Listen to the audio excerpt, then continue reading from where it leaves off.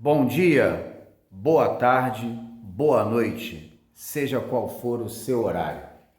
Vamos dedicar algumas videoaulas à solução de alguns exercícios sobre calorimetria. Essa primeira questão aqui, você vai ver, né, que nós vamos trabalhar aquela importante equação da calorimetria, que é a chamada equação fundamental da calorimetria M vezes C vezes delta T, onde M é a massa, C é calor específico e se tem calor específico tem variação de temperatura. Sabemos que no verão, sob o sol a pino, a temperatura da areia ela fica muito maior que a temperatura da água. Evidente, o sol está ali com incidência normal, perpendicular à superfície, a areia fica muito mais quente que a água. Todos sabemos. Para avaliar quantitativamente esse fenômeno, um estudante muito inteligente coletou amostras de massas iguais de água, cujo calor específico varia 1, e de areia. Pegou ali uma massa de água, uma massa de areia, as massas são iguais, o calor específico da água é sabido. E forneceu a essas determinadas massas, que são iguais, a mesma quantidade de calor. 100 calorias para a água, 100 calorias para a areia. 300 calorias para a água, 300 calorias para a areia. Não importa a quantidade de calor fornecida a essas massas iguais. O que importa é que a quantidade de calor fornecida é a mesma. Ele verifica então que a temperatura da amostra de areia sofreu um acréscimo de 50 graus Celsius. Em contrapartida, a temperatura da água sofreu um acréscimo de 6 graus Celsius. Com base nas informações, quanto vale o calor específico da areia? Vamos pensar assim, olha, aquela ênfase que eu dei, quantidade de calor fornecida à água foi igual à quantidade de calor fornecida à areia. Isso é fato, dado na questão. Vamos lembrar que a quantidade de calor é M vezes C vezes delta T. Então, nós teríamos o seguinte: massa da água vezes o calor específico. Eu vou atribuir assim, ó. Massa da água vezes o calor específico da água vezes a variação de temperatura sofrida pela água. Esse lado aqui, Q da água. Do outro lado, Q da areia. Massa da areia vezes o calor específico da areia, que é o objetivo, e a variação de temperatura sofrida pela areia. Você deve estar se questionando, para que você escreveu tudo isso? Vamos lá. As massas são iguais. Massa de água igual massa da areia. Simplificamos. Jogamos fora, baseado na igualdade das quantidades de calor. O calor específico da água vale 1, a variação de temperatura sofrida pela água vale 6. Jogamos as massas fora. O calor específico da areia, que é o nosso objetivo, faltou somente a variação de temperatura sofrida pela areia. Tranquilo, né? A resposta aqui, então, da solução, que você inclusive pode deixar até na forma de fração, tá legal? O calor específico da areia será 6/50, que pode dar uma melhoradinha ali, né? Se nós dividirmos por 2 aqui. 3/25, que já é a fração irredutível. Calorias por grama graus Celsius. ok? Nessa questão apresentada, muito interessante, inclusive, suponha que uma pessoa necessite de 2.400 quilocalorias por dia. Uma determinada pessoa, ela tem sua necessidade diária em termos de energia de 2.400 quilocalorias. Essa pessoa, para suprir suas necessidades diárias, necessita de 2.400 quilocalorias. Então, diariamente, a necessidade diária dessa determinada pessoa é de 2.400 cacau. Só que num determinado dia, essa pessoa, além de suas atividades regulares, que requer essa necessidade diária de 2.400 calorias, essa pessoa caminhou durante 1 hora. Evidentemente que durante a caminhada ela despendeu energia, né? Houve uma perda de energia. Vamos continuar lendo. A energia gasta nessa caminhada é a mesma, tem o mesmo valor para produzir um aumento de temperatura de 80 graus Celsius, não importa a temperatura inicial nem a final, o aumento de temperatura de 80 graus Celsius em 3 quilogramas de água, cujo calor específico vale 1. Então, entenda bem, a necessidade de energia dessa pessoa nesse mesmo dia em cacau vale.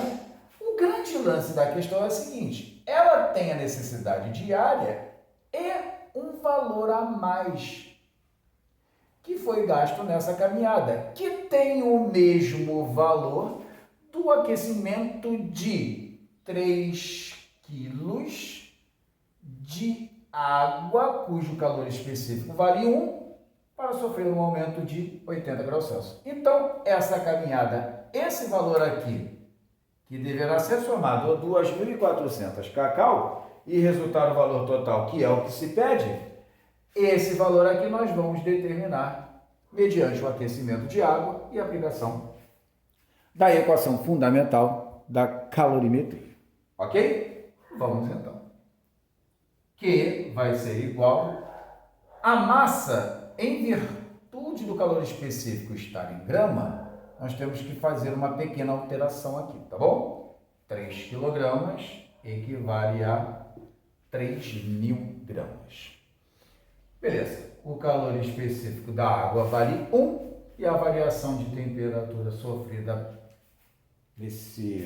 dessa água foi de 80 graus Celsius. Essa quantidade de calor equivale a 24 com 4 zeros, do 240 mil, mas observa, aqui está em grama, caloria por grama graus Celsius, então ainda resulta em calorias. Como aqui está sendo expressa a necessidade em cacau, nós vamos fazer então isso aqui também.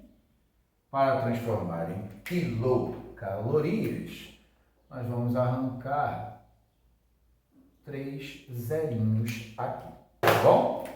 Então, esse aquecimento de 3 kg de água em 80 graus Celsius são necessários 240 calorias.